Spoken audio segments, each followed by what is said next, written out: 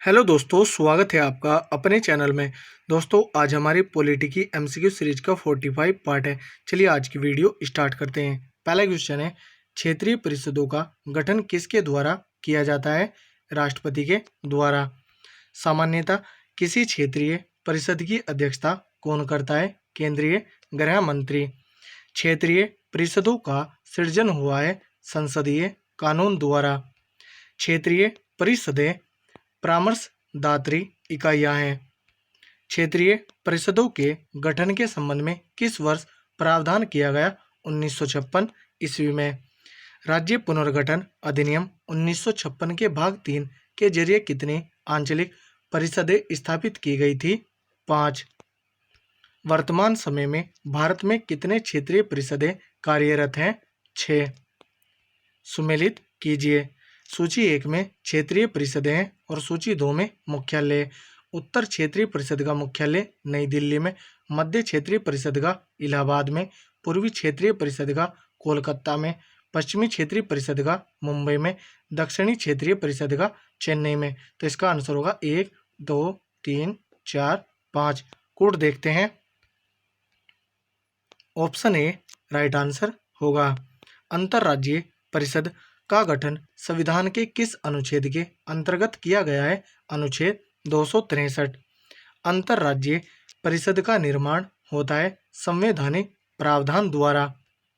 वर्ष 1990 में अंतर्राज्यीय परिषद का प्रतिष्ठापन किस समिति की संस्तुति पर किया गया? सरकारिया आयोग। सरकारिया कमीशन द्वारा संस्तुति की गई अंतर्राज्यीय परिषद का गठन संविधान की किस धारा के अंतर्गत किया गया? अनुच्छेद 263। अंतर्राज्यीय परिषद की स्थापना कब हुई? 28 मई 1990 में। किस प्रधानमंत्री के कार्यकाल में अंतर्राज्यीय परिषद का प्रथम बार गठन किया गया? वीपी सिंह के कार्यकाल में। अंतर्राज्यीय परिषद की 7वीं बैठक में महत्वपूर्ण निर्णय लिया गया। राज्यपाल सक्रिय राजनीति में न लौटे। एक अंतर्राज्यीय परिषद की स्थापना की जा सकती है राष्ट्रपति के द्वारा। राष्ट्रपति द्वारा नियुक्त अंतर्राज्यीय परिषद का प्रमुख कार्य क्या है? ऑप्शन डी उपर्युक्त सभी राज्यों के मध्य उत्पन्न विवादों की जांच करना और उन पर परामर्श देना। कुछ या सभी राज्यों के अथवा एक से अधिक राज्यों के समान हित से संबंधित विषयों की जांच कर विचार विमर्श करना। उपर्युक्त विषयों विशेषकर इनसे संबंधित नीति और कार्य के बेहतर समन्वय की सिफारिश करना।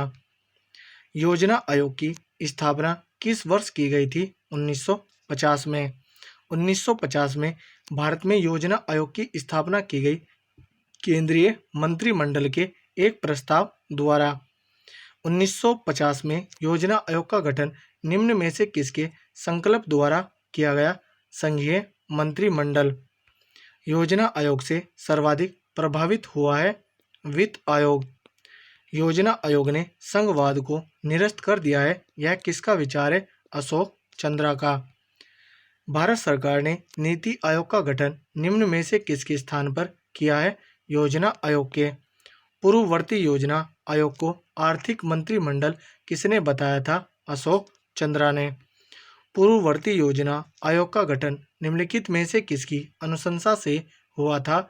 योजना सलाहकार बोर्ड। पूर्ववर्ती योजना आयोग को निम्न में से किसने कहा था कि यह न केवल केंद्र बल्कि राज्यों के लिए भी आर्थिक मंत्रिमंडल है? अशोक चंद्रा ने।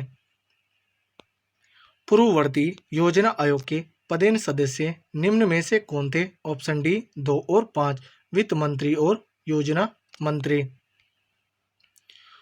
पूर्ववर्ती योजना आयोग के संबंध में निम्न में से कौन सा कथन सही है? ऑप्शन सी 1 और 4। इसका गठन 15 मार्च 1950 को हुआ था। यह एक कॉलेजिएट संस्था थी।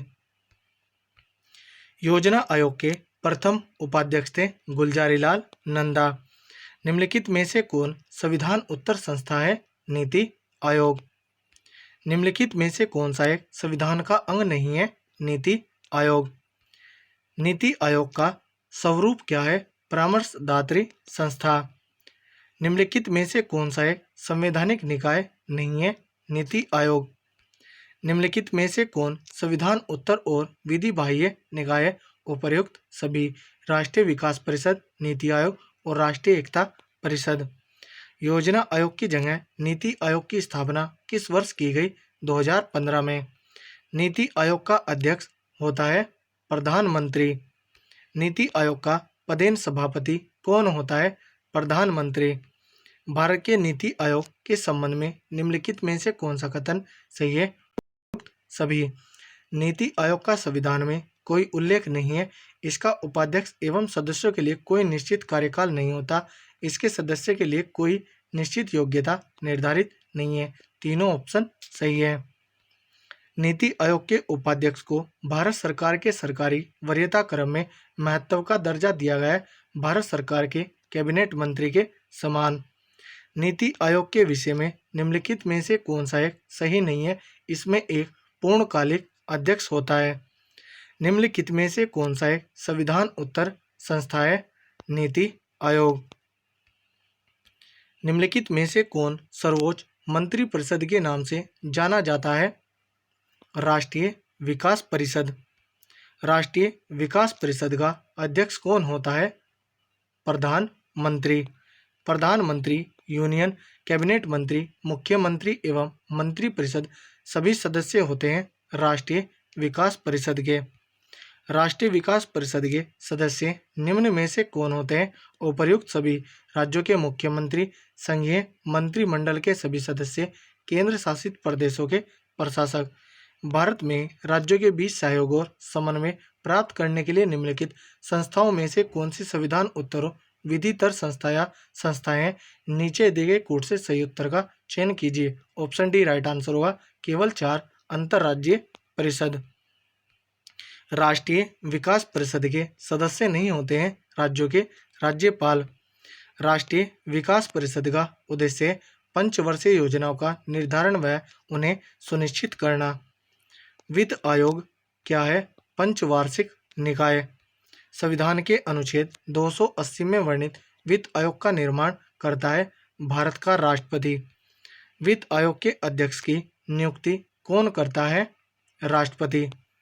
वित्त आयोग का गठन कितनी अवधि के लिए होता है? 5 वर्ष के लिए। भारतीय संविधान के अनुसार निम्नलिखित में से क्या संवैधानिक निकाय या संस्था है? वित्त आयोग। भारत में वित्त आयोग का प्रमुख कार्य है केंद्र और राज्य के बीच राजस्व का वितरण करना। केंद्र और राज्य में राजस्व के वितरण में सबसे महत्वपूर्ण भूमिका निम्नलिखित में कौन निभाता है? वित्त आयोग। राज्यों की सहायता अनुदान राजस्व आवंटित होता है वित्त आयोग के द्वारा।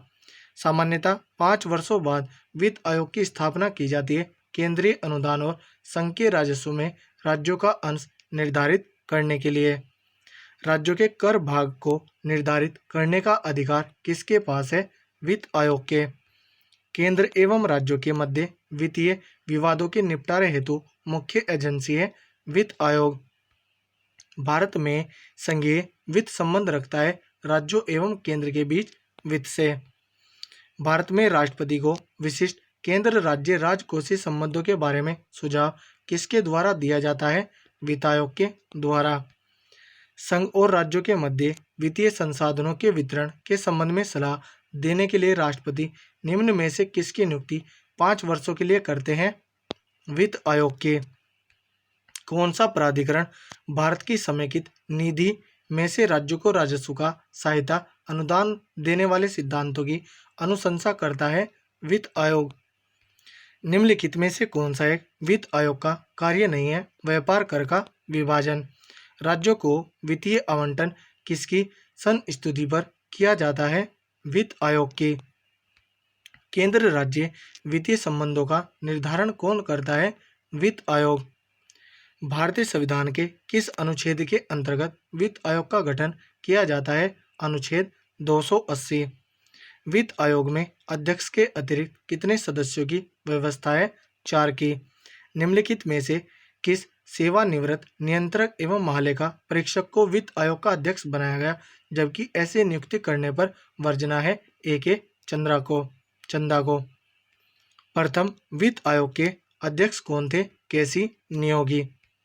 15वें वित्त आयोग के अध्यक्ष कौन है? एन.के. सिंह। जबकि वर्तमान में 16वें वित्त आयोग के अध्यक्ष अरविंद पनघड़िया हैं। निम्नलिखित में से कौन सा प्राधिकरण भारत की समेकित निधि में राज्यों को राजस्व का सहायता अनुदान देने वाले सिद्धांतों की अनुशंसा करता है? वित्त आयोग। वित्त आयोग का मुख्य कार्य क्या है? केंद्रीय करों में राज्यों के भाग तथा केंद्र द्वारा राज्यों के लिए दिए जाने वाली वित्तीय सहायता के सिद्धांत निर्धारित करना। केंद्र और राज्य के बीच धन बंटवारे के संबंध में कौन राय देता है? वित्त आयोग। तो दोस्तों, यह थी हमारी वीडियो। अगर आपको अच्छी लगी हो तो कमेंट करके ज़रूर बताएं। धन्यवाद।